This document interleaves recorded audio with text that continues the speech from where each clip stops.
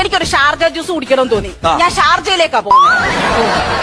ഇതിപ്പോ എനിക്ക് പെട്ടെന്ന് എനിക്ക് ഷാർജ ജ്യൂസ് കുടിച്ചോണ്ടിരിക്കുമ്പോ എനിക്കൊരു ബദാം കഴിക്കണം തോന്നി. ഞാൻ അപ്പൊ ദമാമിലേക്ക് പോകും. അങ്ങനെ ഇരിക്കുമ്പോ എനിക്ക് അത്ര അടിക്കണം തോന്നി. അപ്പൊ ഞാൻ ഖത്തറിലേക്ക് പോകും.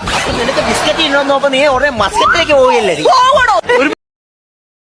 ഇത് എത്ര നാളായി അങ്ങനെ എനിക്ക് വിശ്വസിക്കാൻ പറ്റുന്നില്ല കേട്ടോ. ഇവിടുന്ന് ആരപ്പോ പോയതാരാണ്?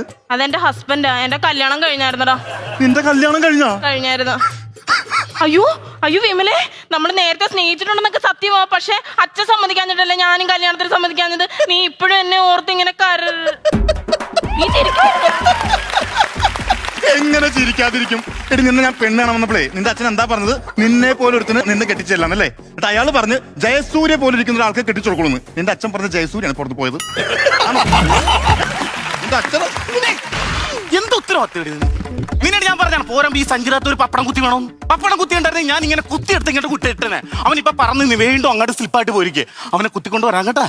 ഇവിടെ നിന്നോണേ, അനങ്ങരുത്. ഇപ്പൊ വരാൻ ഞാൻ. പുള്ളി പാചകക്കാരനാണ്. അതങ്ങനെ പപ്പടം കുത്തി വെച്ചാ കൊണ്ട് വെച്ചാണ്. അയ്യോ ഞങ്ങളുടെ നാട്ടിൽ അറിയപ്പെടുന്ന ഒരു ചട്ടമ്പിയാ.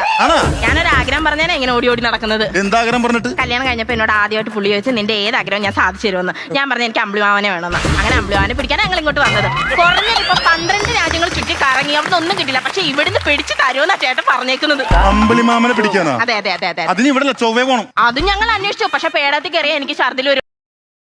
എന്തിനാണ് വഴക്കുന്നത്? വീട്ടിൽ പെറ്റ്സ് ഉള്ളത് വളരെ നല്ല കാര്യമല്ലേ? ആ പെറ്റ്സ് ഉള്ളത് വളരെ നല്ലതാണ്. മെനങ്ങാന്ന് വെളുപ്പിന് 4 മണിക്ക് ഞാൻ കിടന്നുറങ്ങണളിയാ.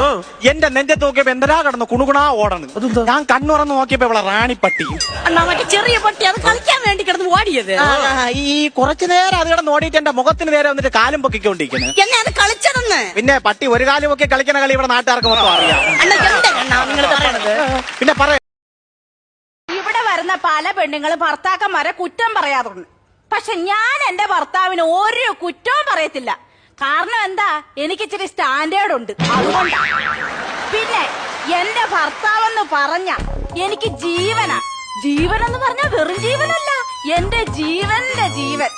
ആ ജീവന്റെ ജീവനെ എന്റെ കയ്യിലെങ്ങാണം കിട്ടിയ ഇതുപോലെ അടിച്ച് അയ്യോ, നീ എന്നെ ഇങ്ങനെ അടിച്ചടിച്ച് കൊല്ലാതെ. അയ്യോ, അടിച്ചടിച്ച് വെളുപ്പിക്കണോന്ന് പറഞ്ഞതാ ചേട്ടാ. നീ എത്ര വെളുപ്പിച്ചാലും ഞാൻ വെളുപ്പിക്കുന്ന പോലെ നിനക്ക് വെളുപ്പിക്കാൻ പറ്റില്ല. സംശയം ഉണ്ടെങ്കിൽ നിന്റെ സാരി ബ്ലൗസ് എടുത്ത് നോക്ക്. ഞാൻ പളപളാണ് അലക്കി തേച്ച് വെളുപ്പിച്ച് വെച്ചിരിക്കുന്നത്.